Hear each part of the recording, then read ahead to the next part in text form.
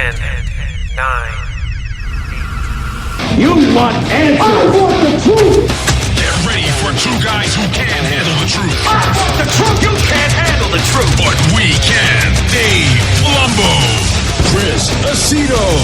RXMuscle.com presents Heavy Muscle Radio. Watch out! Welcome to another episode of Heavy Muscle Radio. I'm Dave Palumbo, and I'm joined, as always, by the technician, Chris Aceto, on this July 8th, 2019 evening. And Chris, big weekend in bodybuilding. We had the NPC Team Universe, which gave out like 400 pro cards. And we had the Chicago Pro Show. So it was won three in a row now. Yeah, but I think he won 3 in a row now of the Chicago Pro, right? Every 3 years in a row now? What's that? I think Michael Lockett has won the Chicago Pro Show 3 years in a row now. Yeah, he's Mr. Michael Jordan. Yeah, exactly. I did a wrap up of the show, and I was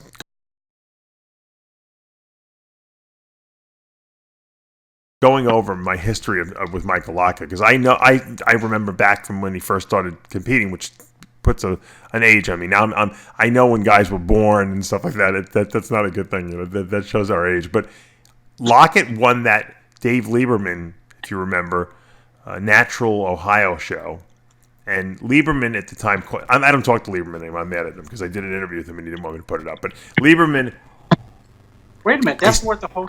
Oh, how do you get mad at Dave Lieberman? He's a good guy. I know, I love him. But he did an interview. We did a great interview promoting something. I don't remember. And then he called me up and said he didn't want me to put it up. I said, Dave, what are you talking about? We did an hour I interviewed you for. It was a great interview. Would he talk negative about somebody? No, he just was worried that the powers that be were going to misinterpret something he said or something like that. He said nothing controversial. It was a great interview. I said, Dave, you took an hour out of my life. I said, I'm helping you promote your show. If I can't put this thing up, then I don't want to interview you anymore. Nothing against Dave Lieberman, but the powers that be are so busy that he could say, you know what, the Team Universe show was, stunk, and it was better 8 years ago. No, but he didn't even say anything bad. It was fun. It was a fun interview. Can you? I mean, does one person's opinion? It's odd that one person would think that my opinion's so valuable that upset people who are so damn busy that they, that they're going to stop and say, "Did you listen to the Dave Palumbo show?" And I love Dave Lieberman. That's the funny thing. But I'm mad at him because he wouldn't let me put that interview up. And I spent a lot of time on that thing preparing for it, and we did it, and it was great. And I don't like to waste time. It was ridiculous. It was like he had like an anxiety attack. He called me like 40 times. Yeah. So we haven't talked since then. But I still love Dave Lieberman. I'm just mad at him because he didn't let me put the interview up. But so it be. Anyway, so Dave called me up after that show. I remember he's like, "You got to see this guy, like a Lockett. He passed the drug test. We drug tested him. We urine tested me. He's a freak. He's a freak." And he sends me pictures, and I was like, well, this guy's he's pretty freaky. I remember after that show, I think it was like maybe 4 or 6 weeks later, he did the Team Universe. He won that overall easy, and he turned down the pro card. He didn't take the pro card, and then the next year he did the Junior Nationals. And he won the overall there. I remember I was at that show, too. That was the year, I believe, Brandon... what's that guy's? Brandon from ESPN. No. Brandon Ray. Brandon Ray. That was like his breakout year, too. Brandon Ray's happy we just mentioned his name and Brandon Curry in the same sentence. Go on. Brandon Ray won the light heavyweight class, and Lockett won the heavy or super heavy, whatever, and the overall. Or maybe I think Brandon might have won the heavyweight, something like that. Anyway, so I'm thinking Lockett's going all the way to the top, and then Lockett did. I think he did nationals the same year, and then he didn't win, and then he disappeared, like just dropped off the face of the earth. Yeah. And I'm like, what the fuck did what happened to this guy? Lockett was like he was like I'm like, the guy didn't, could have gotten his pro card at the Team Universe. He turned it down, but why isn't he doing nationals? It was like a whole weird thing, and I actually forgot about him. I think I had seen him at the Arnold or something like that, but I think there was. I'm looking at this. Yeah, he won the juniors in 2007, and then he didn't pop up again And then in nationals, no, they didn't really list his nationals. I don't know how he did that year. I'm pretty sure he did the nationals that year. But anyway, Then he waited 6 years to compete again. In 13, he showed up at the North Americans. That was the year that I was working with Akeem, and Akeem beat him. And then in 14, he came back and did the nationals, and he was second in the super heavyweight class. Got his pro card. So everyone thought, well, he's an afterthought. He'll never, you know what I mean? He was great back then, but it's been so long now. Yeah, he got his pro card, but he's not, he'll never be a good pro. And then the guy fucking goes on a tear. And in 15, he places second twice, 2 pro shows. One of them being Chicago. In 16, he comes back. He places second in 2 pro shows, 2 really big ones. Once again, Chicago. Oh, he kept getting runner-up in Chicago. That's what the deal was. I thought he won it a couple times. He kept getting the runner-up spot in Chicago, but he kept coming back for it. In 17, that's when he had his crazy year. He was second at the Arnold South Africa. He won the Vancouver show. He won the Chicago Pro. Last year, oh no, he did. And then last year he won the Chicago Pro too. And then, so that's, it is 3 years. He had a couple seconds. So this guy always has been doing Chicago since 15, since he made his comeback. But 3 years in a row now, he's the champ there. And he's a freak. The guy keeps getting better. He's got to be in his 40s, right? I would say. Yeah, I mean, if you disappear, unless he started. He could be in his late 30s, I guess. Yeah, no, maybe his late 30s. No, he's got. As Chad Nichols would say, he's got the skin factor going on. He's got, that skin sits on his muscle. He's got thin skin in a lot of body parts, except the back double. But the back. His only weakness to me is his legs. He doesn't have big legs from the front. He has I think he's got a knee injury or something like that, or had a knee injury. He just doesn't have the big full quads. Well, they look better than last year, I think. They have improved. Yeah, I will give it that much. They have improved. And I don't know if it's a lack of adductor inner thigh, because he does have quads. He just doesn't have they don't look big from the front for some reason. Given his upper body dimensions, they just don't match. And he's dangerous because he's the hardest guy in the show always, right? I mean, he's always got the crazy glutes and hamstrings and lower back striations, and you're never going to outcondition the guy. And the guy's got a super small waist. I think his legs are far better this year than last year. No, you might be right. I mean, look at the quads in the stance. Just in the stance, they're far better this year. Right, but who's he standing next to? Also, let's look at that. No, I'm looking at pictures by himself, and you can go. Last year they were glaringly weak, and one leg was smaller than the other. Yeah, I guess you're right. The right leg is still a little small, but his quads are really good. You're right. They did come up. He is just he's the, we used to always joke around. He's like the myostatin negative guy,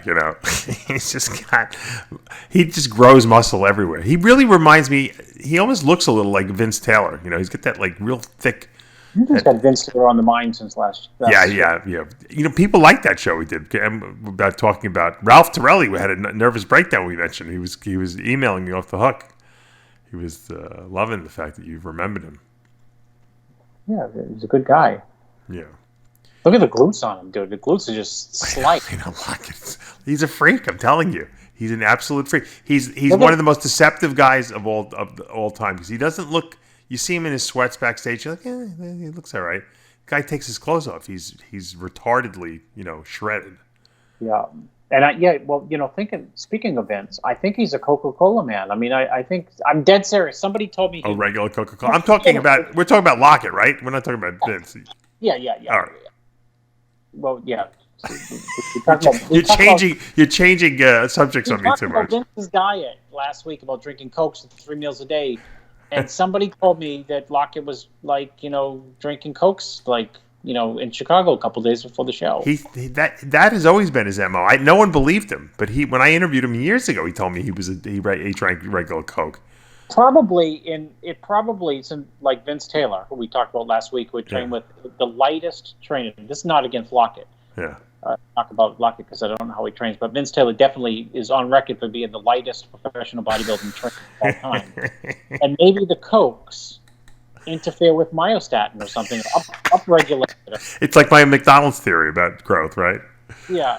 I mean, even his calves. I mean, his legs look great this year. I thought. Did you see? Well, he always had freaky calves, and his glutes are just nuts looking, right? I mean, look at they're like Ronnie Coleman glutes. They might be better than Ronnie's. Yeah. He probably doesn't take any diuretics. He probably don't. You know the whole nine yards. The funny thing is that Lucas Aceto, who's in this class too, is usually the glute guy, right? I mean, he's the guy who's got the craziest glutes all the time in these shows. And I think Lockett's are actually better than Lucas's. Yeah, no, I think you're right. No, that you are right. Right? I mean, they're crazier, which is unreal because Lucas does all these glute poses on stage. Bleckman must love watching fucking Lucas on stage. Yeah, he's got not only he has strided glutes, but they're just like oversized. Yeah, they're like almost like a different body part. They're like his glutes after his glutes is Platz's quads. Bill Comstock discovered those glutes, back in the day. I know he did. You told me he went nuts. He did some black and white to this guy. I couldn't even believe it. I'm like, who the fuck is this guy? He's a guy, some Scandinavian guy. I'm like, Bill, this guy's crazy. He's like, yeah. I said, he's got to be a pro. He's like, he's not a pro yet. And then, of course, he turned pro. But he was a 212. He's another deceptive guy that you think that you see him standing there like, oh, no one ever picks him as the guy who's going to win. And this guy's won lots of pro shows. He won the Arnold South Africa that time. Remember? Yeah, he's won several pro shows. I mean, and if not winning the shows, he's consistently, really high. He's like an Andreas Munzer. Remember, Munzer was always the most shredded guy on stage, but he didn't have that much wow to his physique. But toward the end, before he died, unfortunately, may he rest in peace, he started doing really well at shows. I think he was second or third at the Arnold one year. Yeah, because you know what he'd do? Instead of going for absolutely wacky crazy peeled, he'd just go for mostly crazy peeled, and he'd look way better because he was fuller towards the end. Right. He was almost he didn't go as crazy as hard. Yeah. And I think Lucas has done that too. I think Lucas, not that he's given up sacrificing any conditioning because he's still crazy, but he is when he's fuller, he's better. I think. Who? Lucas. Lucas. Yeah. I can't get my my Lucas from my Lockets. I Lucas from my Lockets from Taylor's, Coke from Diet Coke. So Lockett wins. Charles Griffin, second place. Another freak of nature, right? I mean, he had a great year last year. He's got a weird midsection. If it's not completely dry but yet still, I don't know if is he flat here or is he watery? He's flat here. Okay, that's what. Yeah, something's not his abs are not popping.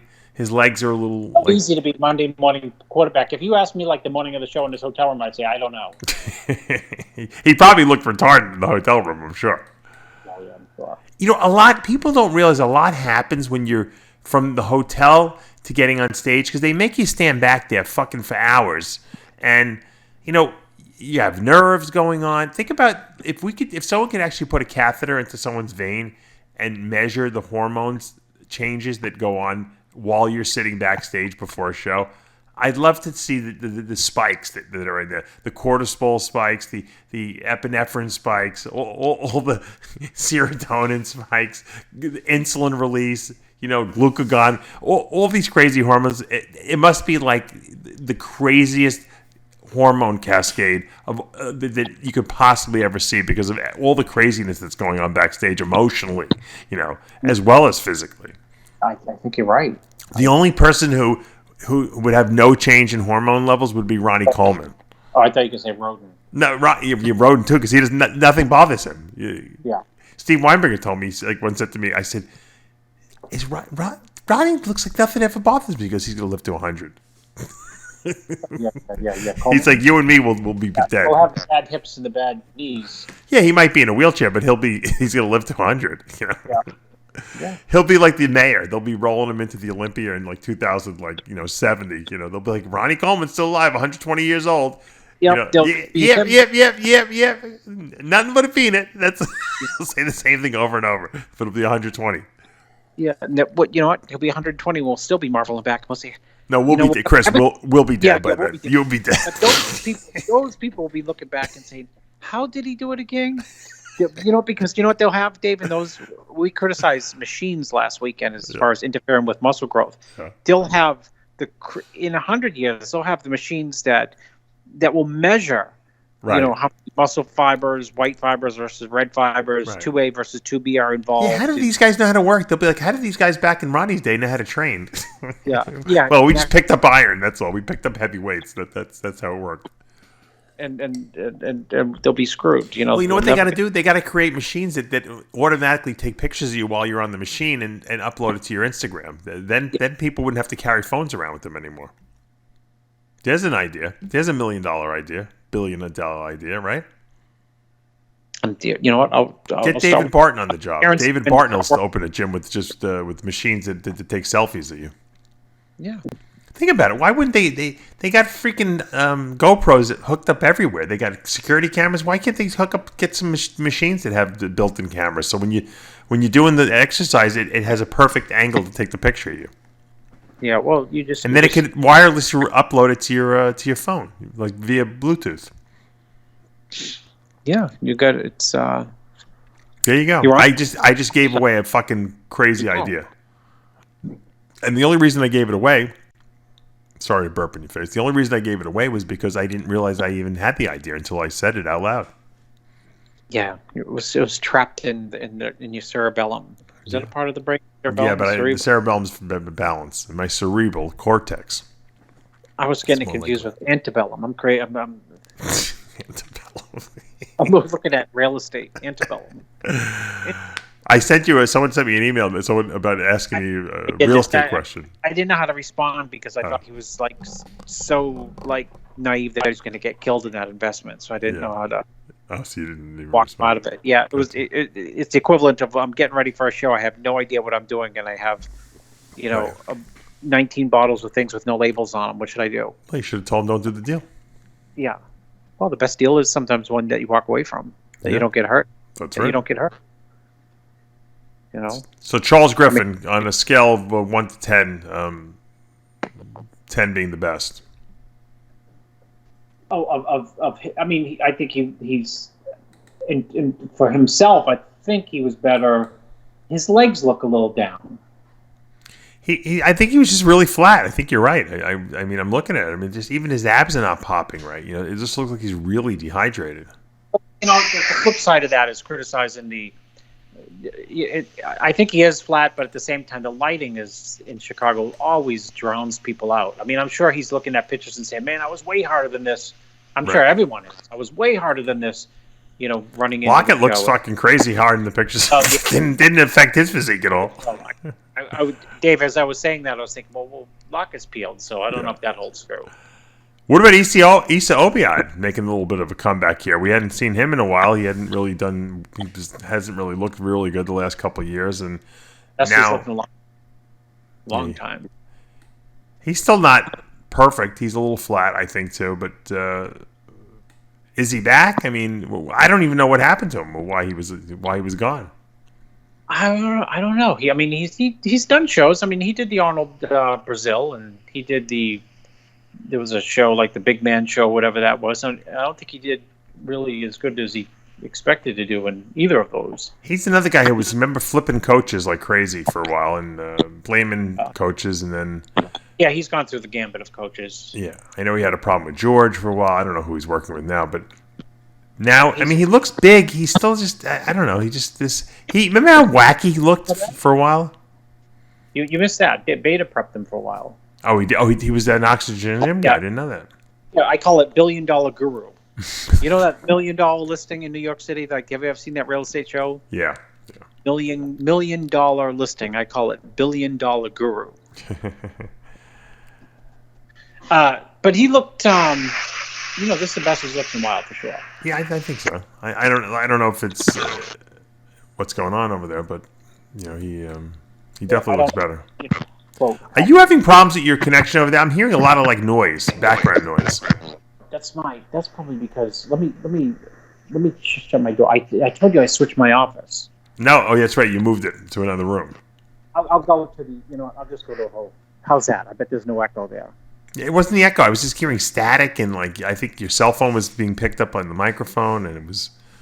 Maybe it's my baby's monitor interfering with. Oh, maybe that's what it was. Yeah, I think that's what it was because I'm, you know what? Usually when I have my phone is too close to the microphone, it picks up the same way, and I'm like, so I moved my phone, I keep moving my phone, thinking it's me that's causing the interference. It's meanwhile it's your baby monitor.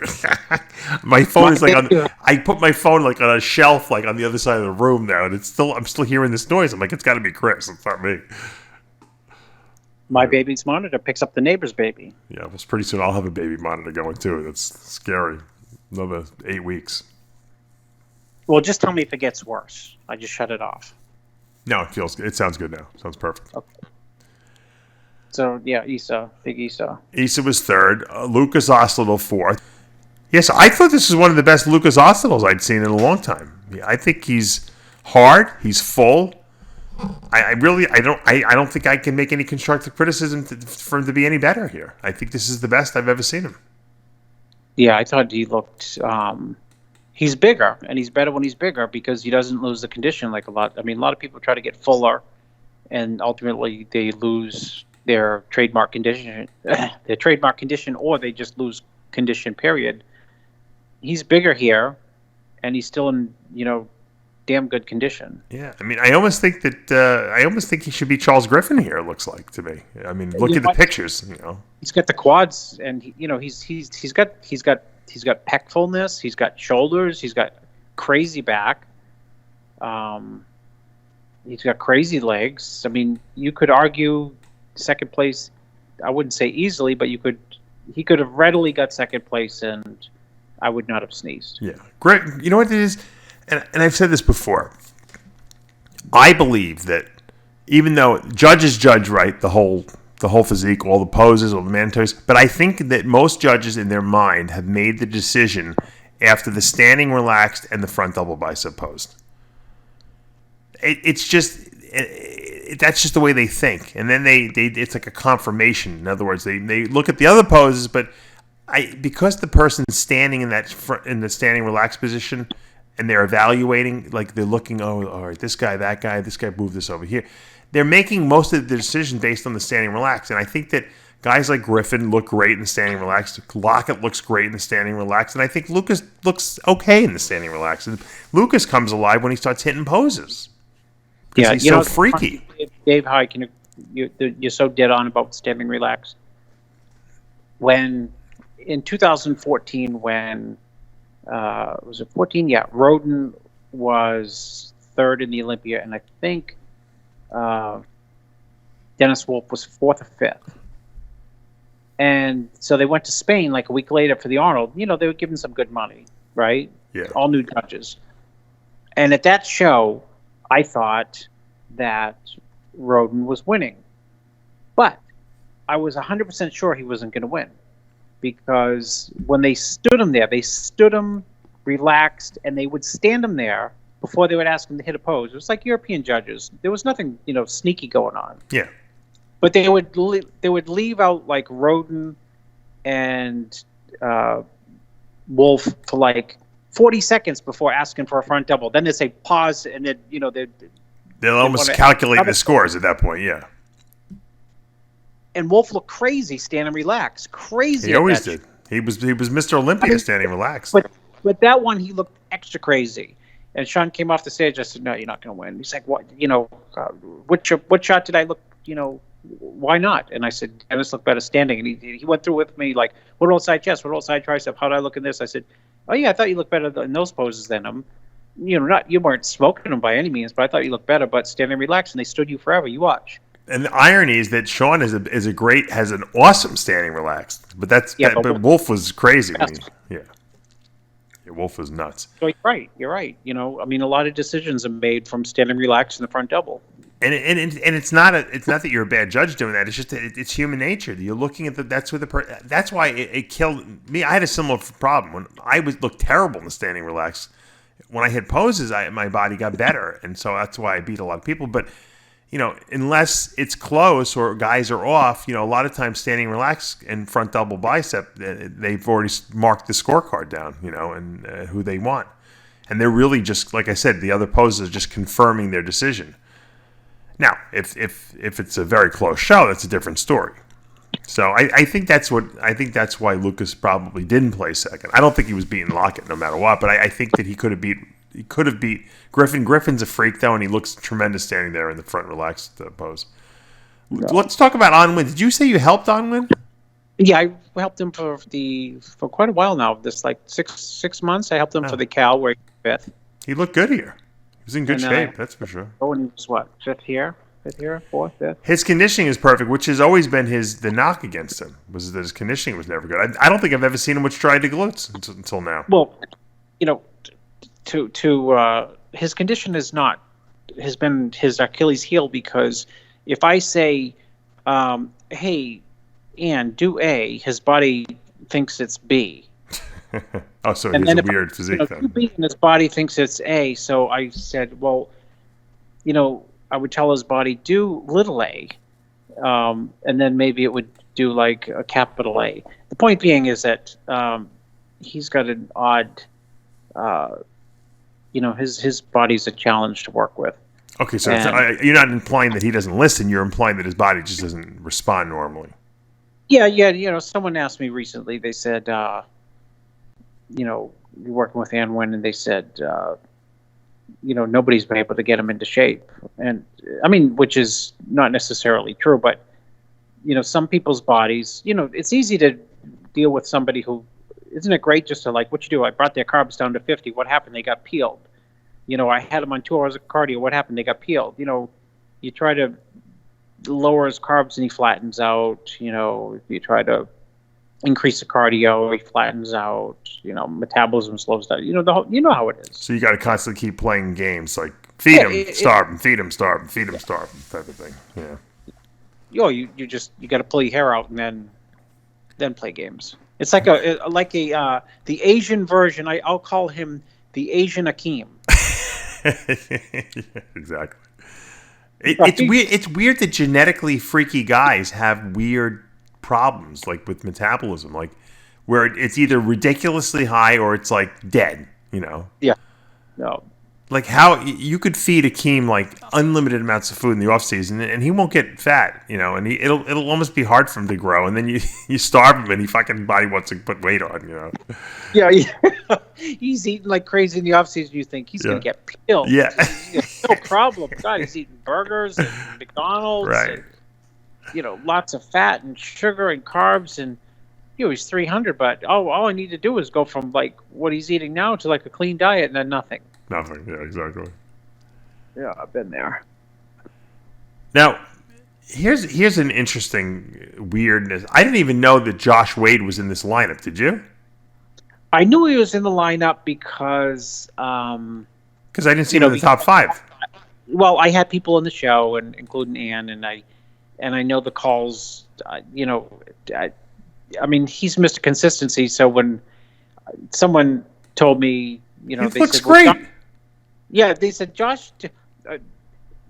Eddie Bracamontes was in the show. I was helping him, and he's like, I said, well, how? I was surprised he wasn't right up there, at least in like a decent call. And he said, yeah, they added me and Josh. It's like a, the second and a half call out. Point being is that Josh, look like Josh. He looked great. He looks like he always looks. I mean, I thought, well, maybe he was off. But I'm looking at the pictures. I'm like, it looks like he always does, like you said. He actually looks better. I thought he looked better here than the California where he was third. Yeah, I think I agree. He's fuller here. How about Samson Dowda, who was second at the British Championships, or excuse me, the British Grand Prix 2 weeks ago? Yeah, he was better at the British. You think he was a little flat here? Okay. He's definitely very flat here. So you can get bamboozled with the stand and relax in front double, which we just talked about. Yeah. Stand and relax in front double, which tells you how flat he was, especially from behind. He was like, nothing happening. So you think Josh was overlooked? I think Josh was overlooked in the sense that, how would he look standing next to Ann? He would have had better condition. Maybe not as round, and he could have bumped all the way up that high. Yeah, I mean, it was a tough. It wasn't a weak show. Everyone was in shape. It might not have been the highest caliber of athlete in the show, but everyone was in good shape. The top 5 were really good. So, I mean, you really can't say, well, and we've talked about this before. Josh's problem is that he beats guys when they're off, but when there's structurally better guys there who are in shape, it's hard for him to beat these guys. And it's frustrating because for him must be, because here he comes in looking his best, which is amazing, because how many shows has this guy done this year? Man, I think this year he hasn't like... He pulled the Milos this year, I think. He hasn't done as many as we think, but... he's done a lot, trust me. Trust me, he's done a lot. He's been in like 5 shows, right? I'm not sure, because they blended one to another to me. They blend in your mind, but not in his. Believe me, this guy's done a lot of shows this year. He did the Cal. He was in the New York Pro. He was in the Toronto Pro. Oh, was he in New York Pro? Yeah. Oh my 7th in New York. Then he went to Toronto. He was 3rd. He was 3rd at the Cal. So he's done at least 4 shows that I know of that I can remember. Right. You're right. Well, he don't look burnt out. That's for damn. No, his body looks great. It's amazing. I'm super impressed. But it's got to be frustrating for him to place, so far back there. So I don't know. Sure. But like I said, it just goes to show you that it was a good caliber show. It wasn't weak. Let's talk about the 212, because we will, let's analyze that. That was a weird one. And I'm going to say, once again, I did a wrap up of these, so I watched all the video very thoroughly, because when I do a wrap up, especially myself, I try to, get an understanding of what was going on there without being there. And to me, on first impression, I thought the guy, Sister Nino, was going to win the show. But I was also very surprised that his tan was horrendous. It looked like someone had just taken a paintbrush and painted a single coat on him and put him out there. Now, Guy is an absolute anal retentive nut case who covers every detail of everything. I was shocked that he had such a poor tan. What happened? I was too. He was pale. I can't believe that he allowed himself to go out. Knowing him, I'm surprised he doesn't have like a suitcase full of backup, tanning, stuff that he could have put on or something. Yeah, you'll have to ask him. Yeah, maybe he's getting old. He's getting a little lazy. 37. Guy, what the fuck happened, man? You tan. I think he was the biggest guy out there. I think he had plenty of conditioning. His glutes were crazy. I think he just didn't look polished to me, You think he looked like 4th place? No, but you know what? When you have a shitty tan, you can't really argue. I've seen it happen to other people. You just don't look as good. He wasn't popping to me. I said, you know what? I see. You know how when you're getting progress pictures from the guys you're working with in the hotel, and I keep always asking them, I'm like, when are you getting tanned already? Because I'm nervous, because I want to see what they look like with the tan, because I know they're going to look way, way, way better. I've had girls send me pictures in the hotel room. I'm like, oh my God, they're going to do terrible. And then, like, all of a sudden they get tanned and they go to hair and makeup and they come back and I'm like, who the fuck's this picture? Who is this you just sent me? Is this your friend? It's like I don't even recognize the people. It's like they completely transform with the makeup, the hair, the tan. It's like they look like supermodels all of a sudden. Well, I didn't have to worry about the makeup and hair, just the tan. Just the tan. I think it cost him the show, to be honest with you. Yeah. I think it cost him the show. Lloyd Dollar, that's going to be, I know Jose works at him. He's a local guy. He lives down the block from me here. I'm hopefully going to try to get him to the studio for the interview. This is a guy who got he just never really hit his stride until later in his career. I think probably a lot of people wrote him off. This is a guy, he never gave up. He's always saying, I got it, I can do it. And look, he won the show and he qualified for the Olympia. I mean that's a great story, great comeback story. That's why I want to get him in the studio and interview him. He's got to be thrilled. I know Jose's got to be thrilled because Jose started working with him last year. I think this is year. I don't know. It's got to be year. It could be year 2 because I've sat in next to. I've sat through 3 shows where he's gotten way not right placings, like 8th. You know what I mean? Like not Like, well, the best move I think that Jose made him do is drop down to the 212. He was trying to do open for a long time. I'm talking about even in the 212, he's been overlooked. Yeah, that's true. But he's got a good shape. He's got the small waist. He's very balanced. His legs came up a lot from, the last couple of years. And look, he you know what? Sometimes you got to be at the right place at the right time. He brought the conditioning in that he needed. Thanks to Jose. And he won the show. I mean, we could make a case for other guys winning it, but I think that you can't say the guy looked bad. He was probably the best guy up there. Well, make the case. All right. Well, let's talk about the other guys. How about that? Because once again, Dex used to win shows because he would show up and he was in shape and he was the biggest guy. He had the best balance, and these other guys were maybe a little bit off, and that's how Dexter won a lot of shows. Probably maybe half the shows he won, he might have won like that, especially the Olympia when he won that year in 08. He was the best guy on stage, and I think that's how Lloyd won this show. Let's talk about Bola Ojex. This is a guy who matches up pretty well, I think, with Lloyd Dollar. Small waist, in good shape. I don't think he has a lot of wow factor to his physique, but what do you think the judges see here and why they placed him where they did? The real answer is I don't know. How's that? Well, what do you think? I mean, is it his shape, his structure? Positives. I mean, if I was, positives is he's got, really good back delts, bicep, glutes, hams, back is detailed, tremendous quads, standing relaxed. I think his waist is a little thick. Side chest, his arms and shoulders, and side triceps, arms and shoulders are, problematic. Got some distension going on. I don't see him, he's beating Guy and Zane. Yeah, I don't see that really happening, but once again, I don't know what these guys were looking at. When you start, pulling people out in the lineup, sometimes, things guys get over. Let's put these guys aside. Let's Bola has got a nice physique. Let's look at the guys who he beat. Okay, let's look at John Jewett in third. How does this guy wind up in third? Got a lot of muscle mass on his body. Probably one of the bigger guys, along with Guy Cisternino, in this class. Didn't look like I've seen him more conditioned before. I felt he was not as hard as I've seen him in the past. Would you agree with that? Yeah, I would agree with that. I was surprised at all the placings. Including his. I've seen him ridiculously peeled before, and he's got like the beginnings of like glute striations, but I don't know if he was holding water or if he was flat.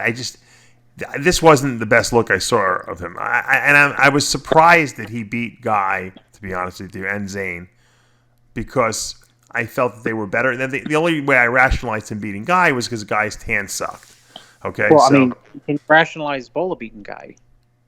Yeah, I'm everyone who beat Guy, I said it's because Guy's tan sucked, because I really thought Guy should have won the show. That was my true belief. I liked his physique. I thought he had everything he needed. I just felt that his tan was just not good, and it cost him the show. Okay. But assuming that's what cost him the show, right? Because what you think of Zane's tan? That's why I want to get to. That's the next guy I want to talk to. I want to talk about Zane Watson, because when I was looking at it, and I know this doesn't matter, but I was looking at his Instagram before the show, and I'm like, holy mackerel, this guy is retarded looking. I'm like, he was crazy looking in these Instagram pictures he posted.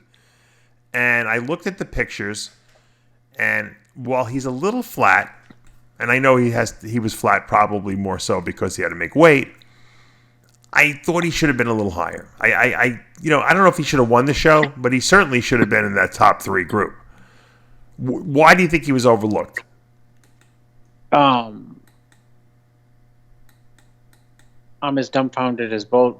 Is it possible that the judges are judges? Gary Udit was the head judge. Is it possible that they're comparing him against his best, which is not? This is not his best. He is flat here, but he was.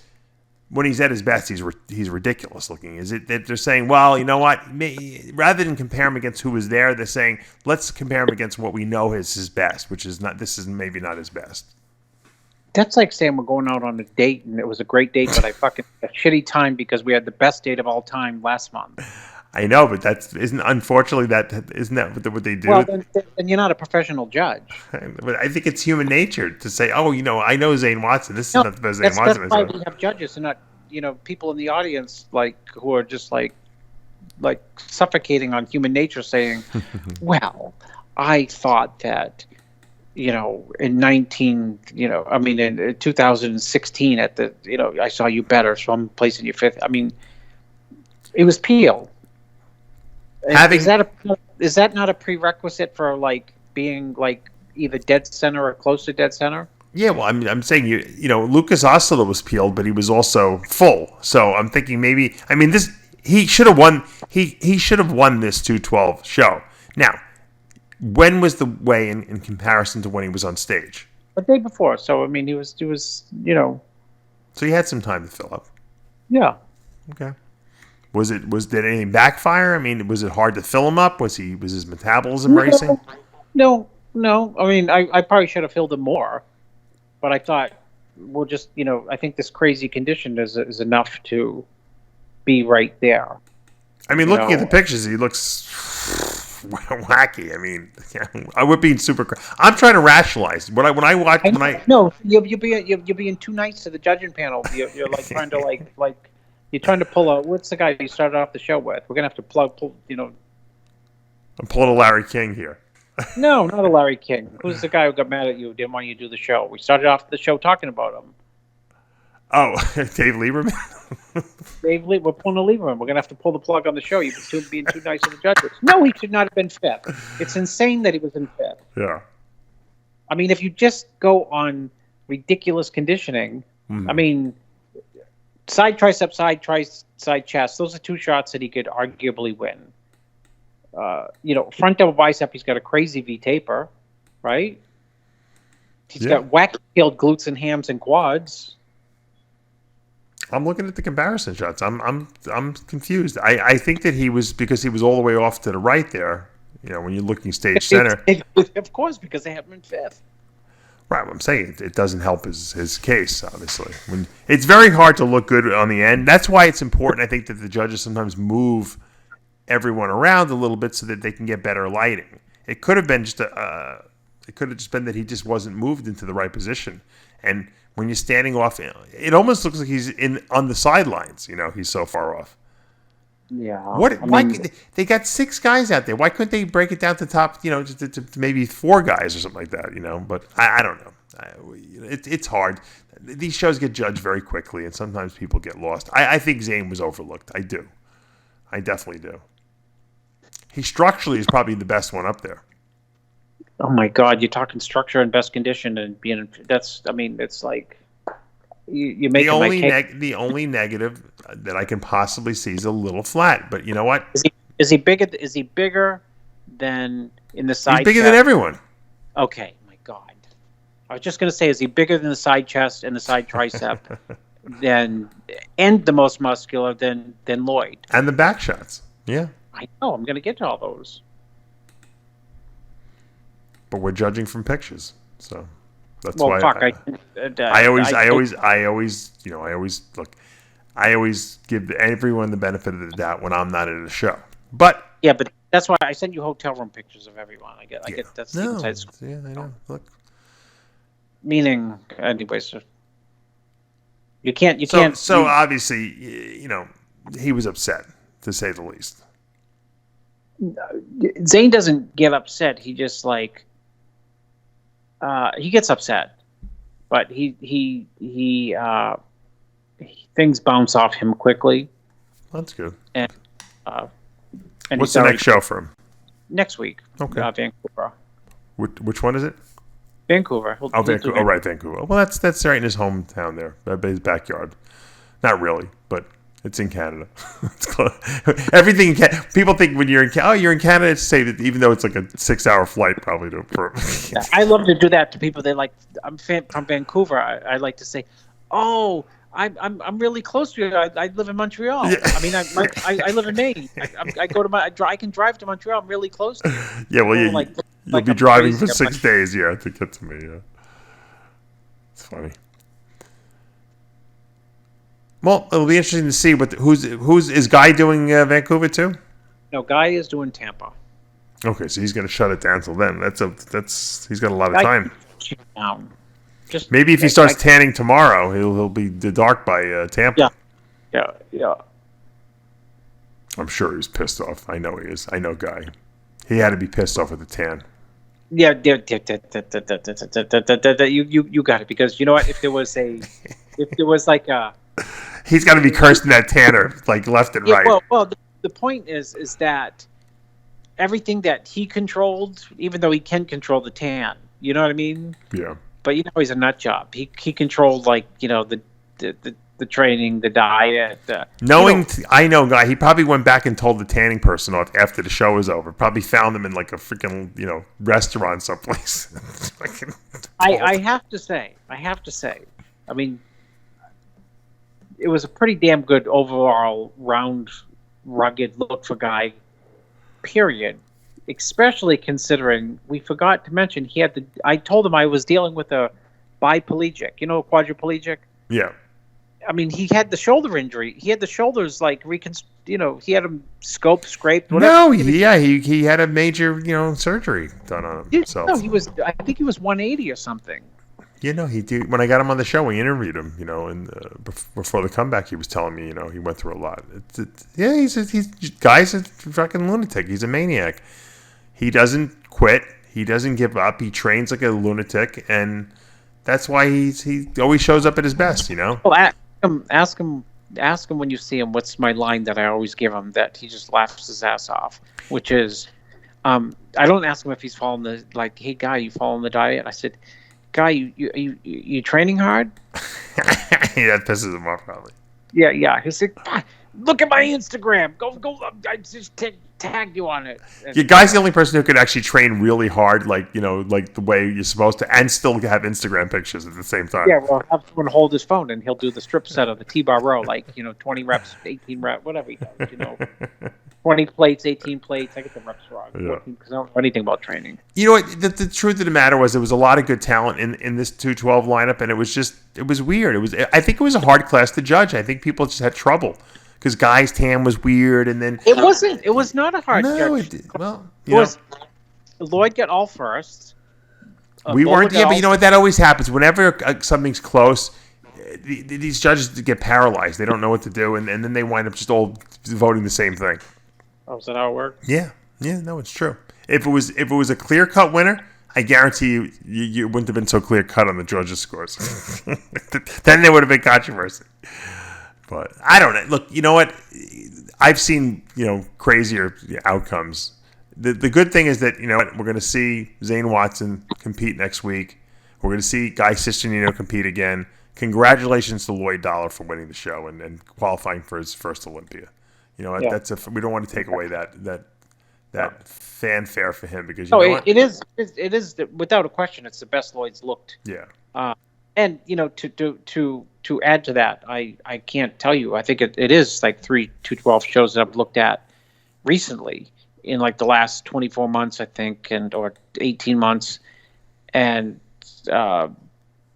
him just placing just like, gosh, he should definitely be a lot higher than he's getting. So for him to win is like, a tremendous accomplishment and kind of redemption for the shitty placings that he's. Yeah, well, you know what they say in bodybuilding, you shouldn't have any glaring body. You shouldn't look at a physique and say, "Oh wow, he's got great arms. Oh wow, he's got great legs." Right? Everything should flow. Yeah, true. And I think that's Lloyd's strength. He doesn't have any outstanding body parts where like they jump out of you, and he doesn't have any weak body parts. He flows, and that's what bodybuilding is all about. And I think sometimes when judges have a hard time on a judging panel, they go for the guy that flows best. And he flows, and he was in really good shape. So for him, I don't think I've ever seen him as lean as this. So this is, great look for him. And congratulations. He's going to the Olympia.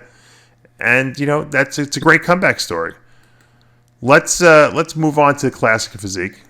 Another, interesting decision. Jordan Plantico, I had him on the show a couple weeks ago. I interviewed him. This guy's like a genetic freak. First of all, from what I'm told by his trainers, the Tomasinis, and they're not liars, Stacy and Kevin out there in Wisconsin. This guy's still is 100% natural. Okay, is it true? You guys can go debate it all you want. I don't know. I'm putting it out there. That's what I was told. I didn't believe it, but that's what I was told. And I look at the pictures, and I'm like, maybe. He's only done a couple shows. He's been a very short life in competitive classic physique. He turned pro after like 1 or 2 shows. He won his first pro show, and now he just won the second one. So he's got a tremendous structure. He's a great poser, great presentation. I think he's going to be a future star in this division, to be honest with you. I don't think he's ready to win any Olympias yet, but the fact that he won 2 pro shows and he's definitely now going to the Olympia is a huge feather in his cap. So I want to start off by saying I'm very impressed. How would you critique his physique? No, he's got a nice, clean look, meaning no water retention, no fat. The muscle looks like very separated. It's like a healthy, dense, old-fashioned look. Yeah. Do you think he's natural? I would normally say no, but I would give him the benefit of the doubt. But I would say he could definitely be in the context of. I know people who I help who just use stunning small amounts of anabolics, and that's just because they respond to that. So I would say, I wonder if they could get by on none. I would say they couldn't, but so maybe people can. Right. I would say those people who I help. I almost said their names actually. I almost just blurted it out just so people could laugh and say, "What did they say?" But I'll probably tell you off here. Yeah. Now you helped a guy who I remember when I interviewed him when he won the Junior USA. I think he was the youngest guy ever to get the pro card in Classic. Jonathan Hamrick. How old is he now? Like 16? He's 11. He's 20. He's 21. Yeah, he's still young. I mean, this guy is amazing. I thought in the lineup, and he what did he wind up in 6th? 5th? 6th. Yeah. Yep, 6th. He's a freak too of nature. This guy. He's a big guy. He reminds me of like a Cedric McMillan, and I think we've talked about this before, but maybe not. Oh, I sent the picture of him to Cedric and said, "Who's this remind you of?" He said, "Me." Right? Yeah. He's so tall. I'm almost thinking that maybe it's hard to match him up against guys because he sticks out so much. But that's a cop out because whenever I hear people tell me that, I'm like, well, then the guy should have won if you can't compare him against anyone else if he's that much better. I think he's certainly a future star in this division. I don't know. Maybe he just needs a little bit more muscle on his body. Let me ask you a question. When he weighs in, how close is he to the weight cutoff for his height? He's 237. You can be 240. Oh wow. Okay, so he's still got some room to grow. It's close. I mean, he's he looked really good here. I was very surprised. I sound like the complaining bitch between Guy No Tan Sistinino and Great Tan Zane. I'm the most ripped with great shape. And now I'm trying to defend Jonathan, but I thought Jonathan looked great. I thought he looked phenomenal. I personally would have had him radically higher than where he was here. Yeah, I don't know if he would have won, but I think he definitely could have been higher for sure. And I'm just mentioning him first only because when I looked at the pictures, I thought he stuck out a lot. And I know you worked with him. He stands out on the front double for sure. He was the natural guy when he won when he turned pro at the Junior USA. He told me so. Yeah, sure. Which is, I like the fact that the physique division has these guys that are very clean looking and don't have the jacked up shot up muscle type stuff going on. Let's talk about Revati Moody, who's in 2nd. He's been cleaning up too in this division, doing very well this year for himself. Very good. Give us your critique of him. Conditions very good, and he's got the flow, and I mean he fits a classic template. And what do you think of him? I like him. I think he's got great conditioning. It's hard when we go from the bodybuilding to classic because we have this freaky mass striations in our head, and it's you have to almost stop and you have to almost like hit reboot, and you have to start now looking at these guys as classic guys because they're just not as big, they don't have as crazy conditioning sometimes because you don't seeing deep, dense muscle, and you have to look at them for what the class is. And so I think sometimes people take a look and they're like, "Well, that guy's not that good." Well, no, he's not that good compared to the open guy who won or the 212 guy. But he doesn't have to be. He's competing against these guys in classic where there's a weight limit, and I think people forget that. So these guys are really good. The first top two guys, I think Jordan and Revati are really, really good. I was very, very impressed. And I know we've talked about the guy who came in third, Peter Barecki, before.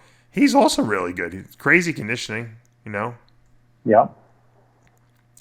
Pretty good structure on him. Yeah, I don't think he's got the genetics of the first two guys, but he's good. He's been consistently good. We've talked about him before. And I don't know anything about Brandon Kidd, who placed fourth. What was your assessment of him? I thought that I thought he looked good. I thought he could have been a little sharper. Not sharper. I just thought I think what he gave up here was a frontal bicep, meaning the other guys in the pool. See, what I thought that the judges got bamboozled with his great conditioning, and that's really. I think he could use more muscle size and fullness. I think. Yeah. And sometimes you see crazy conditioning, and your eyes just say, "Okay, that's the guy I want." Yeah, you're 100% right. It'll carry you. Yeah. Bobby Anderson, fifth place. I didn't really know much about him too. Another guy, just genetically, small waist, good frontal bicep pose. A lot of these guys are going to be guys that in the future we're going to see really come up. But these are not the guys we're talking about who are going to go and do damage at the Olympia. Let's face it. When we're looking at that Olympia, Breon Ansley, we're looking at Keon Pearson, we're looking at Bumstead, we're looking at George Peterson. These guys are not in a class with those guys. I mean, there's a big distinction between these guys and those guys. Would you say? It's like, yeah. I mean, it'd be like saying nothing against. I mean, the people who are 1, 2, 3 in this show who looked phenomenal in the men's open are not going to be 1, 2, 3 at the Olympia. No. So we're talking. They're at a different level. And that just means that the guys who are 1, 2, 3 in the open and 1, 2, 3 in the classic, besides being outstanding here, it just shows you the level of competition at the Super Bowl.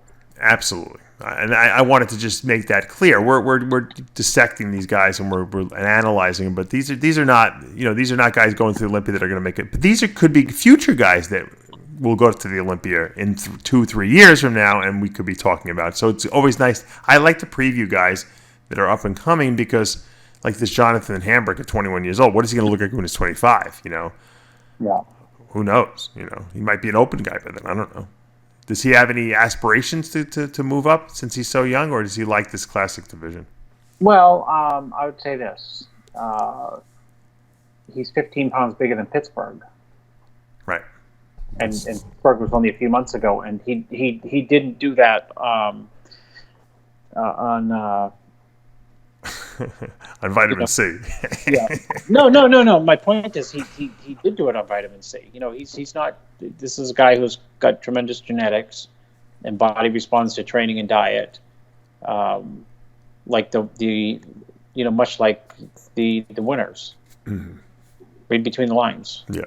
All right. Well, look. Like I said, I liked the fact that we're grooming up and coming talent. That's what's exciting about this. Men's physique, Akeem Scott wins the show. Greg Brandt second, Derek Stevenson third.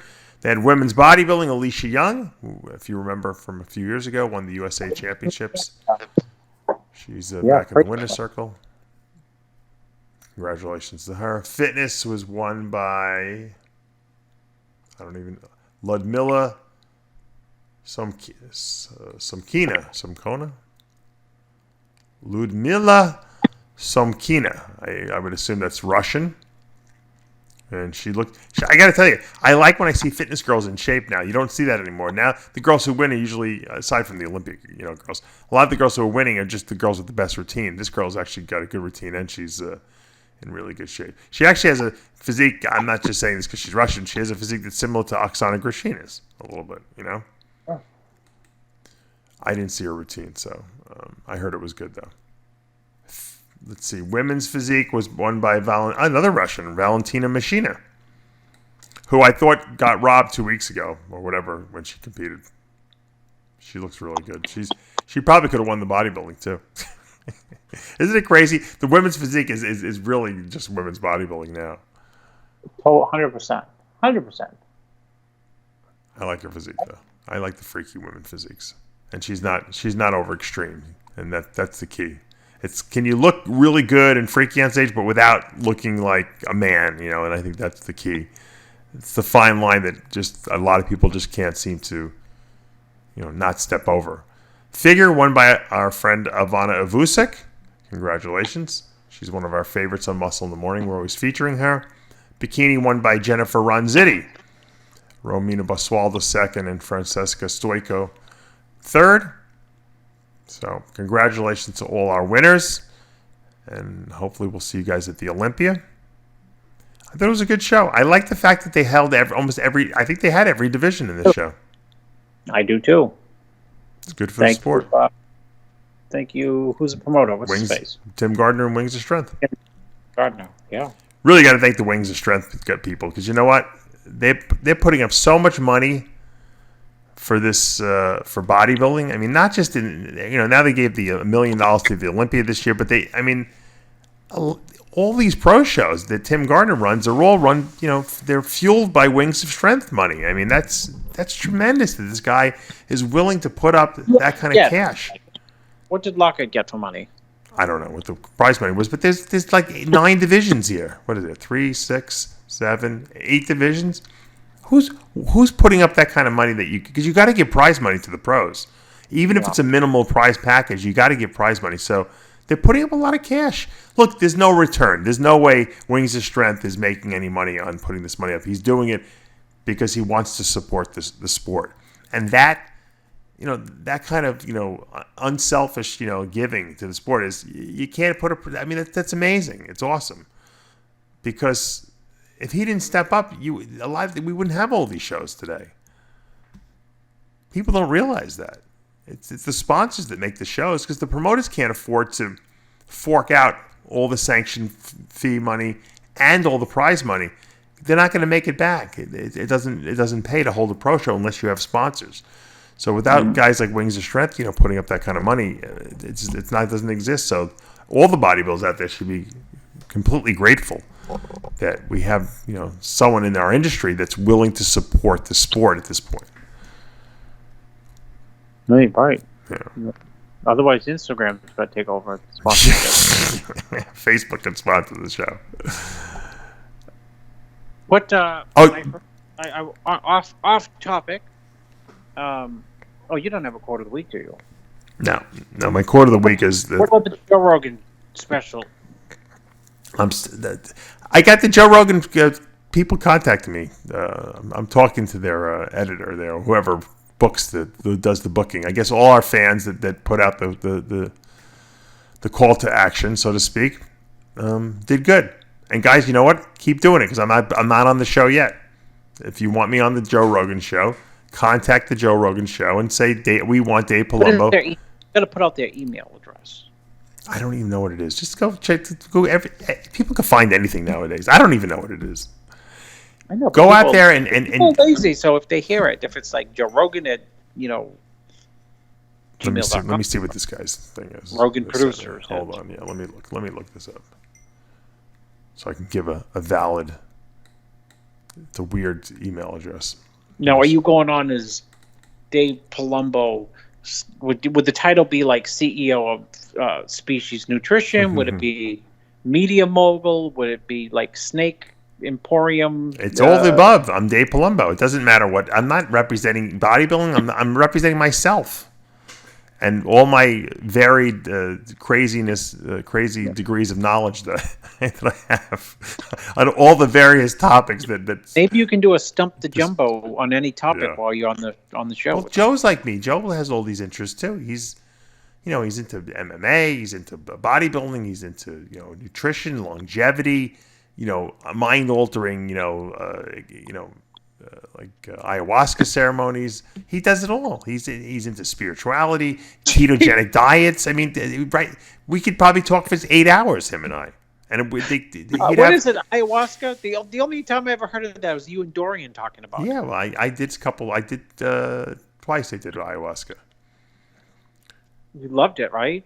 Or Yeah, no? it was. It's not something you want to do again. It's like you do it. It's like a journey. It's uncomfortable. It's not fun. It's like it's fun in the sense that it's emotionally awakening, but it's not like you're going out and dropping ecstasy pills, and partying. It's a journey. It's a lot of work. Is it an emotional awakening that you benefit from or don't benefit? Yeah, no, you benefit from because you get insight into who you are. It's like do it again. Why wouldn't you want to get even more insight? Because I think I learned enough about myself. I don't want to learn any more about myself. At some point, you say, okay, I got enough information here.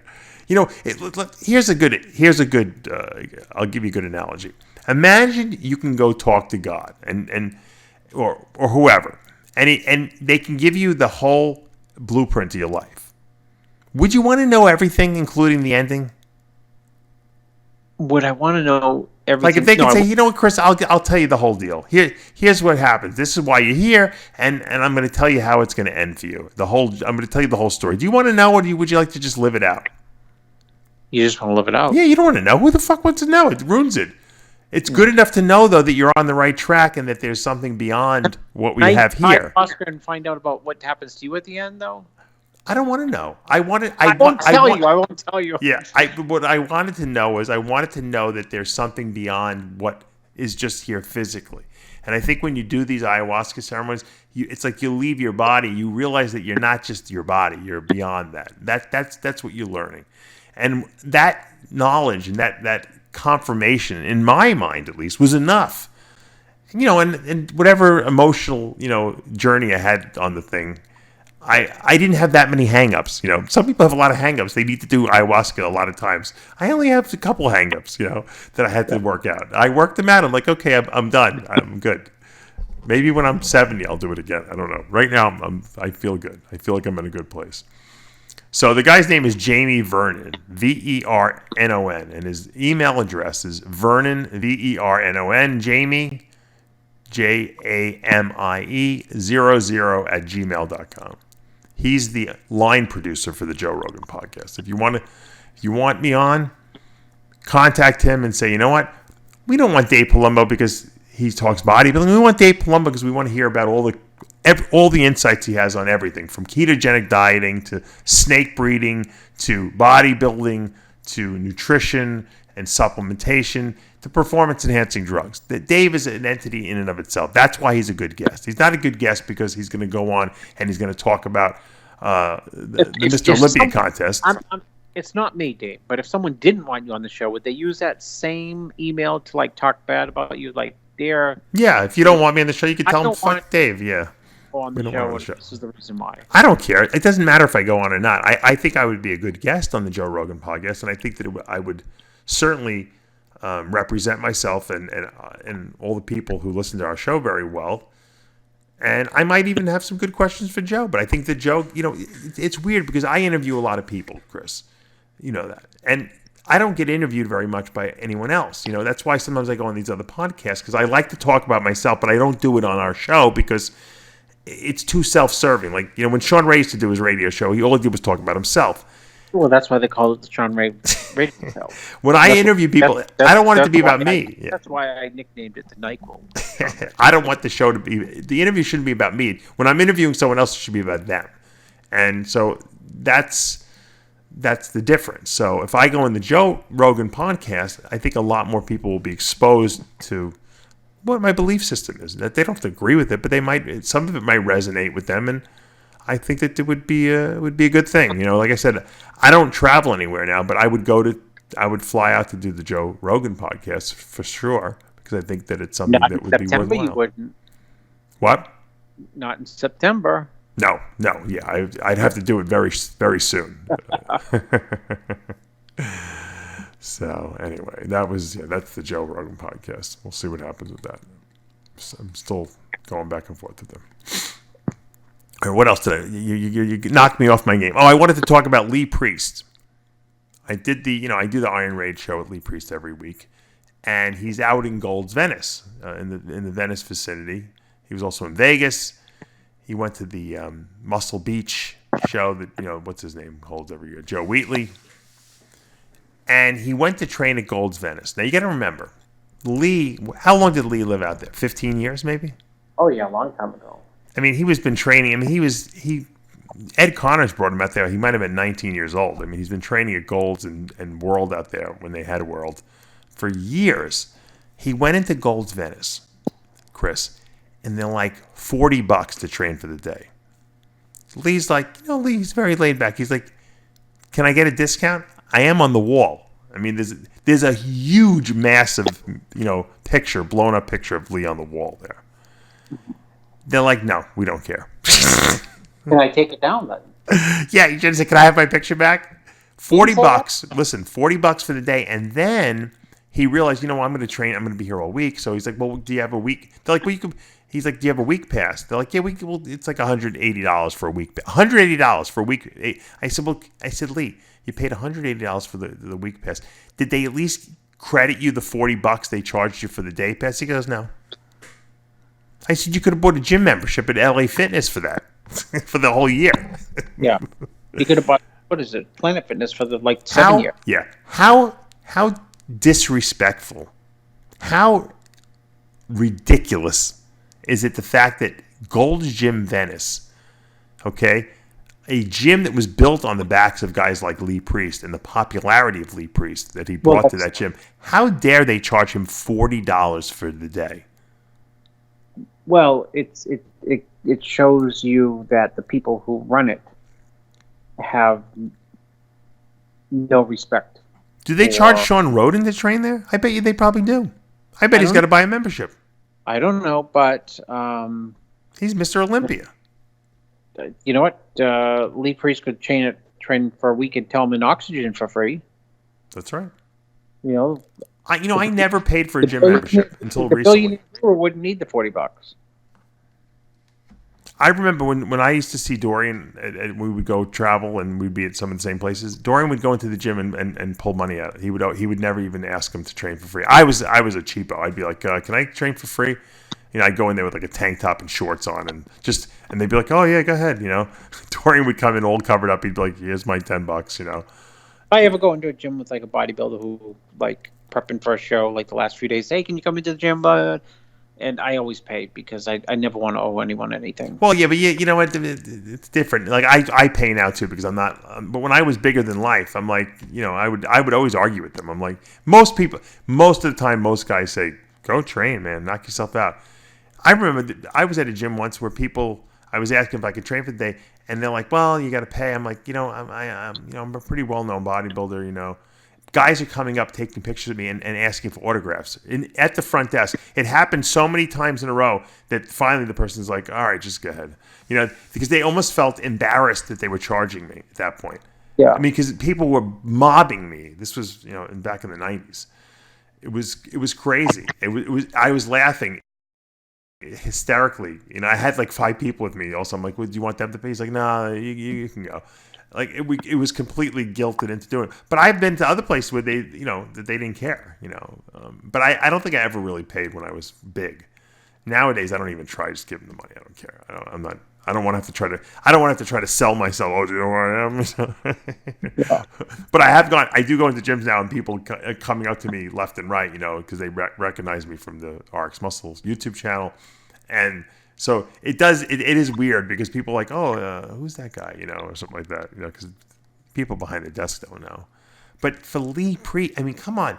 Gold's Gym Venice, the people there have to know who the bodybuilders are because it's a who's who in there all the time anyway. So they see the guy is on the wall, right? I mean, they got to know who Lee Priest is anyway. I mean, they work in a gym.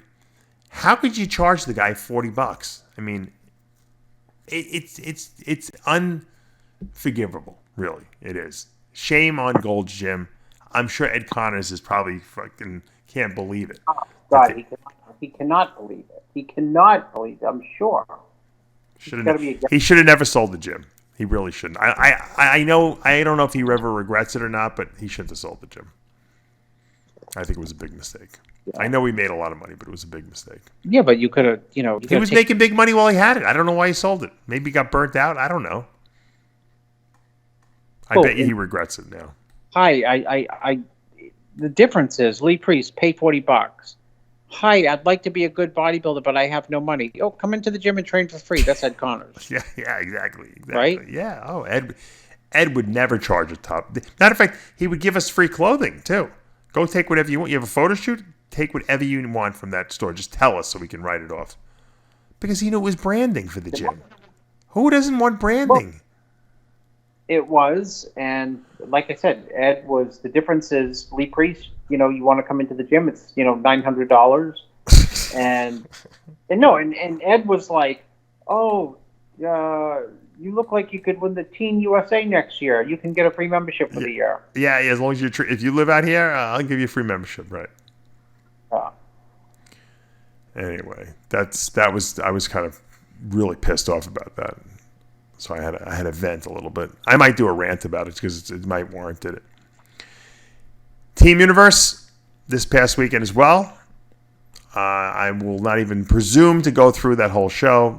NPCNewsOnline.com has all that, the results. They have the pictures, the scorecards. Tremendous amount of people in that show. I'm looking at bikini, Chris. Just in bikini alone, they gave away 19 pro cards. Figure, 20 pro cards. Bodybuilding, they gave 8 pro cards. They gave a lot of the Masters guys got pro cards. Amazing, right? Yeah, it is amazing. It's amazing. This show has grown into something so big. I remember when they first held it. The original reason they held... listen to this. Men's Physique, 33 pro cards. 33 pro cards in Men's Physique. This is just ridiculous. They originally started...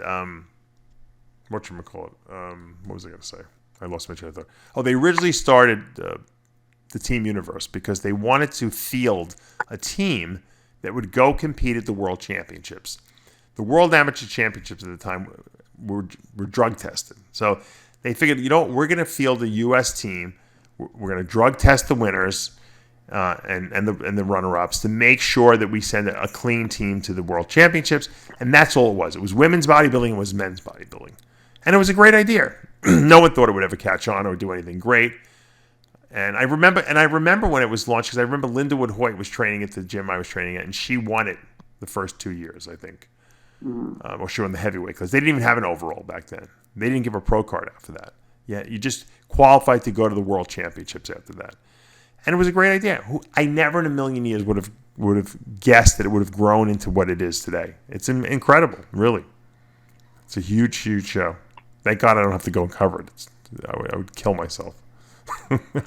I would literally want to kill myself. But congratulations to Steve Weinberger and the whole crew over there who ran that event. It was I had a lot of personal people that I helped for that show, and they did well, and it was a great event. Very well organized. It's at they held it at that Marriott Teaneck over there in Jersey, which is phenomenal. Easy to park, easy to get to. The hotel's cheap. The venue's in the hotel. It's phenomenal. Phenomenal setup over there.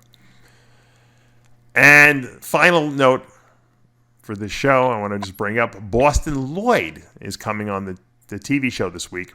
He says he has a huge announcement. I have no idea what it is, though. Wife is pregnant. Well, no, I don't think so because his wife they just had a kid. Yeah, well, that would be... Nah, that's not what... That can't be that. He would have told me that. He said, and he was very, very, very pleasantly surprised that you actually like him. Well, don't go that far, Boston, but... He said, Chris actually likes me. I said, of course he does. It's that I don't dislike you, so you automatically... Now you complimented him about him being honest. I think he's honest, and he gives great advice to beginners and intermediates and advanced. I did. I said that, and I said, Boston, you're very good for the sport. I said your only problem in life is that you're addicted to steroids. I said if you could get off that addiction, I said you'd be a very productive person in our community here. I said he probably needs the ayahuasca. He needs to do an ayahuasca ceremony. You're right. He's got to get some deeper insight into himself.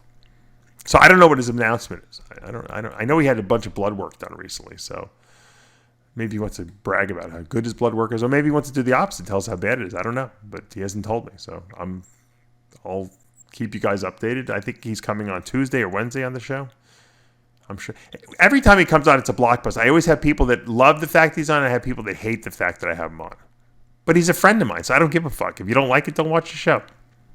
Yeah, why not? I could have my friends on whenever I want. That's the great thing about having your own show. Doesn't matter. I'll tell you one guy who's been very popular. We had him on twice now, Greg Doucette. And I don't know who, a couple people actually suggested I have him on, and I contacted him. We did an interview with him, and then we had him on Iron Debate, where we actually were debating natural status, the natural status of people. Are there really natural pros out there? Can you win a pro show naturally? And I had R.D. Caldwell on, who has won a pro show naturally. He's been natural for life. He doesn't even smoke, drink, nothing. He doesn't believe in any drugs. And he proved, he made it to the Olympia stage already. Speaking of Natural Ohio, he won Lieberman's show. I remember interviewing him there once. Matter of fact, he beat Justin Compton at that show. So we had him on. Breon Ansley claims that he was, Keon Pearson, who's another genetic freak, won New York Pro, claims that he had been completely 100% natural up until the New York Pro, prepping for that show. That was the first time he decided to try taking some anabolics, and obviously we saw the outcome. He won. I don't know. Do you believe that? He made an awfully good jump in, possibly, yeah. I agree too. Yeah, I think a lot of people. I mean, because if it is true, he might be one of the most genetically gifted guys naturally, but he's short too. The short guys can get away with that a little easier. Jose was a great natural bodybuilder. Yeah. Tremendous natural bodybuilder. Tremendous. And I think the guys that have very good muscle development naturally, when they take gear, think Ronnie Coleman, think Kai Green, think Jose, they respond explosively. Yeah, of course. It's like paying your mortgage in real estate at 10%, and then the bank saying, "Oh, we lowered the interest rate to 4%." Right, exactly. I got to pay it off all this. I mean, it just if you put in the hard work and you're natural and you have great genetics, and then you add a little bit of gear. I was going to call it like mint juleps. You explode. It just Bill. I remember reading in Bill Phillips' Anabolic Reference Guide, steroids work best on well-trained muscle, and it's true. I mean, I waited a pretty long time myself before I used anything. I never would have been a good natural bodybuilder, but I had some good. I was up to about 212 pounds, 214 pounds, which was and I was really lean at that. And then when I took stuff, my body exploded too. So I think guys start taking stuff too young when they don't really have well-developed muscle, and I think that they burn their receptors out pretty quickly because of that. When people go, "Have you seen so-and-so? He's 20 years old." I said, well, chronologically, he's 20. But, he's been eating the mint juleps since he was 16. Exactly. So there's not much left to go. Right. What's he going to do for an encore? I mean, Ronnie Coleman started using gear. He was in his late 20s probably already, right? Maybe. So, or mid. He won the Team Universe. He won the Team U. No, Ronnie Coleman didn't win the Team U. Yes, he did, because I prepped Cormier, and Cormier was natural, and Cormier got second. Was it? That wasn't Team Universe. It was the World Amateur Championships. Oh, no. It was they had. Hold on. There was no Team Universe then. That's right. They had the Nationals. Right. This is why you need to go on the Joe Rogan show, because you're always right. Is that they're at the Nationals. They used to do right. Correct me if I'm wrong. Yeah. Well, he did when Levrone won the Nationals in '91. None of the guys can pass the drug test, so no one went to the Universe. Ronnie was fifth. They said, "Can you pass the drug test?" Of course. I don't. Why wouldn't I? They had a whole separate contest. Yeah, and so Ronnie, they let Ronnie go to the World Champion. Cormier, because I was prepping Cormier. It was in Pittsburgh. Oh, they did? They had a separate contest? Yes, and because Cormier called me, and I did a stupid, "No one is gonna beat you. It's an impossibility," and he called me. with a landline. Right. And he said, I got second. I'm like, what? I remember saying, who beat you? And he said, this big guy from Texas. And you know what I said? What? Dave, he's not natural. Probably no one thought Cormier was natural either, I'm sure, right? No, they didn't. And I think Cormier was probably like, I think 215 or 218 for the show. Wow. And I mean, he looked tremendous, Cormier. And so I when he left, I saw him before he left, and I said, it's 100% impossible. Anyone can beat you. And then when he called me, whatever knee-jerk reaction. Well, then he's jacked out of his mind. You know, Ronnie had been training for 6 months. I didn't even know who Ronnie was. He just said some guy from Texas, and it was Coleman. Unbelievable. You never know. There's a lot of genetic guys out there. Cormier, did he look good? And Cormier said, yeah, he looked crazy. Because Ronnie had those fucking crazy arms, the big quads. His back wasn't that great, but he was probably lean. You know, his waist is, he's got a good taper, good broad shoulders. Yeah. He had all the showy body parts. He was drinking Cokes. He was drinking Cokes like Lockett and Taylor. They're the 3 myostatin freaks. Yeah. Cormier was a freak that 2 people don't realize, Cormier's biggest obstacle was himself. I mean, right? I mean, if he wasn't a crazy partier, he probably could have been Mr. Olympia, Oh, without a doubt. I don't think Jay would have ever beat him if he would have, remember all those years he was second. He was out partying. Jay's fucking one of Cormier's great quotes was when he imagine, Jay is like, we talked about Guy, nuts, and Jay was just nuts internally. So, a lot of people do this, right? They do a show and then they take 2 months off, or they, Jay is like, okay, show's over. How can I prove tomorrow? I'm training on Sunday legs. Right. And so Cormier's still, while Jay's training legs, Cormier's still at the club from Saturday night. Cormier saw Jay at somewhere, like at the gym. I don't know what Cormier was doing there because he was not training. And Cormier asked Jay, "What are you doing?" And they both competed in the same show. I think it might have been the Ironman, but Cormier beat him. And Jay said, "I'm training." And he said, "Why? The show's over." And Jay didn't know what he was talking. It was like talking a different language. And he said, "Hey," to Jay, "you got to take it easy. You don't have to just, train like this all the time. You gotta, he was giving him some type of advice that Jay would just like discount and said, yeah, right. We'll see about that." Meanwhile, Jay passed him right by Cormier, who is certainly genetically superior, I'm sure, to.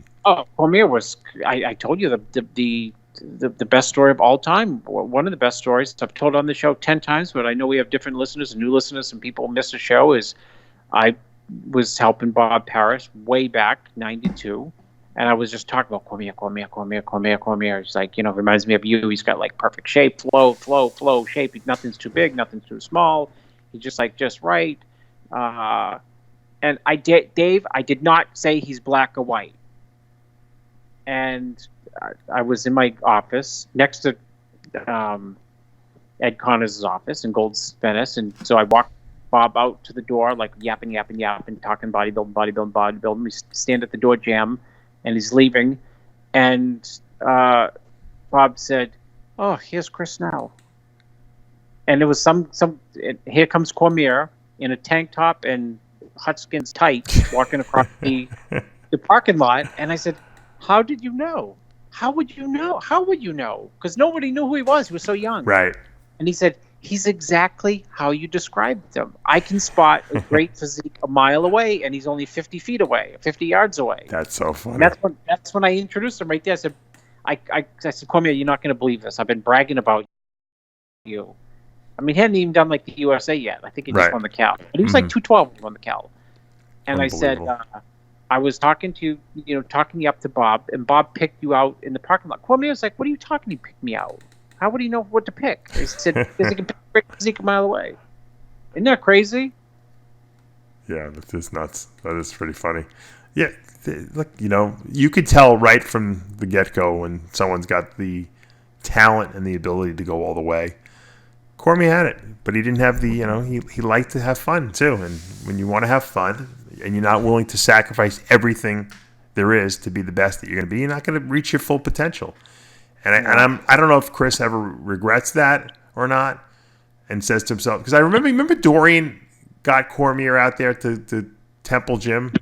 He said, I'm going to make this guy Mr. Olympia. This guy's a genetic freak. I think Cormier lasted like a week out there or something like that. Yeah, well, I think, did he get hurt over there or something? I think he feigned getting hurt. He didn't want to train with Dorian anymore. Oh, I know that.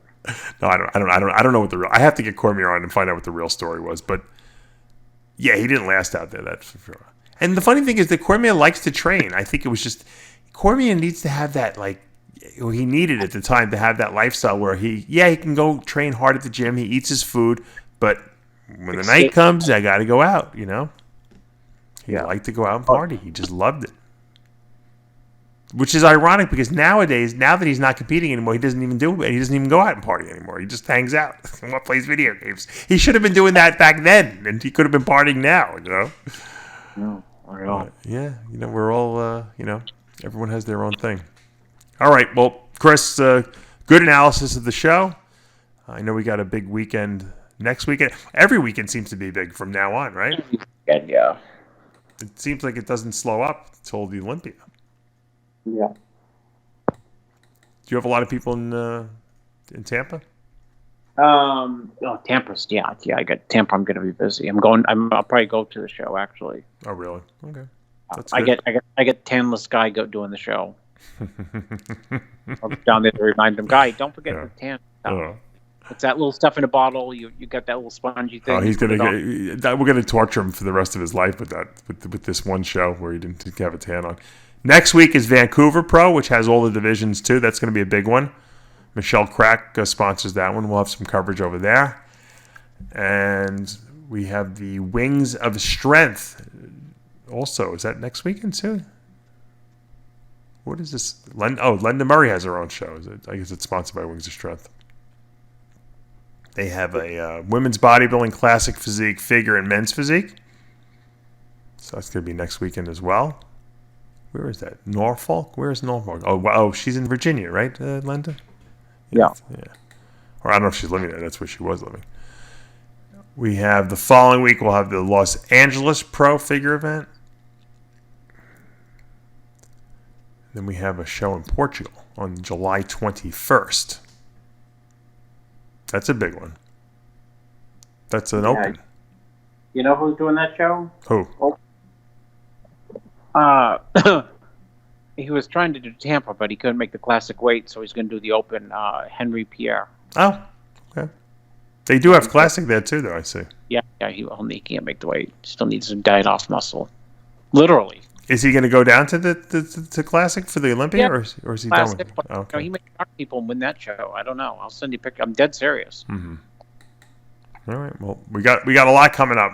There's the Korea Pro on the 28th of July. We got a show, the Prestige Crystal Cup, on the 27th. Boca Raton. Busy schedule. And, of course, we got the Tampa coming up in first weekend, I think it is, in August. That'll be the last Olympia qualifier for the year. So any show you do after that Tampa show will count towards 2020. And I understand why they do that. They do that because they want to, they want to be able to prep for the Olympia and send out the invites and buy people's airfares and hotels and stuff like that. They don't want to be doing that at the last minute. They started doing that a couple of years ago. So anyway, what is it, like 4 a.m. now, Chris? Yeah, you're holding up all the Indian emails. That's right. I actually was caught up for the first time before we did the show, and I'm like, oh, good, I'm going to finish the show. I'm going to go to sleep. Now I have, let's see how many emails I'm up to. About 12 or 13, which is not that bad, actually. So I'll edit the show and go to sleep by 3. Kids will be up by 4. You have to give up.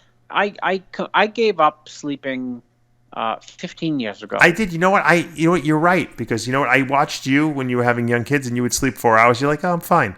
And I'm like, how does this guy do it? It's 4 hours. He's sleeping on the couch. Now I'm the same way. I'm like, oh, good. I got 4 hours to sleep still. That'll be a nice night's sleep. I literally got 4.5 hours the entire last week on vacation because I have to if I'm going to enjoy anything, I still have to get up and work and do a thing. You got to do your work, right? I'm the same way. I feel the same exact way. I got to get the work out of the way. I'm like, I'd rather still have fun with the kids and stuff like that, but I'll just get up and I'll sleep less. That's all. All right, let's go. Until next week, guys, remember, with Heavy Muscle Radio, the truth hurts. Good night, everyone.